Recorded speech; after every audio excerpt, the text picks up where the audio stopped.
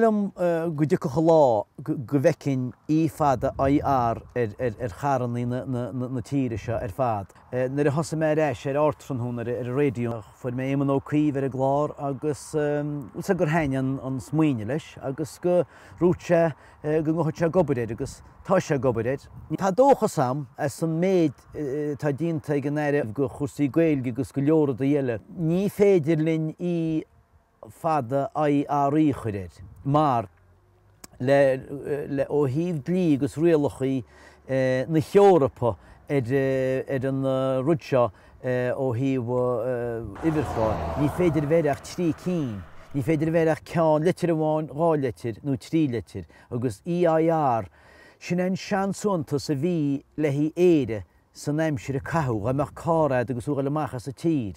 Sin inis ó 90 fangavekime ó 93 go dtí 92 hí fada a dhearid. Nis ribh sin ribh 93 ba bhead a bhí na SI Sírstát Éireann.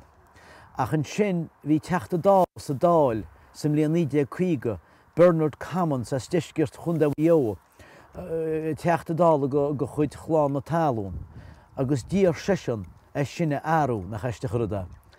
Agus sin bailach a siimplí le rán a go rúte go bhar leis rud a cín teile I bheith na caranaí I bheith níos éasca agus níos éidirme an túl ag na farners ná EIR.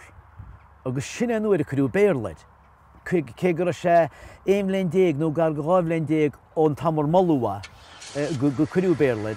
Cruú béirleid an 92 IRL sa sé sin ó chuinead. Agus sinna fá bhfuil mise I ggéire sinna áú 2008. Ní len survé mór dínta beag na mór ach gur dugmuid cead go bhína gluchaisteach ar a glár. Rud a runne go leor. Agus dúirtmuid freisin le daoine gluchaisteach má cheap siad gur seafuide bhíann. Dingin tú. So ní líon den rá go seafuide. Maidir le fáite sa bhearm ó híomh na ngádaí bhfuil said cadna fáite sa bheith ar bhealaí maríaltar I dlí agus má tú brisin dlí. Tá rud amháin an thugam faoi dear a gúnaí le go leor go rudaí bhainins le Gaeilge go gahan tún dlí bhrise sal bhí tú de chuid cearta.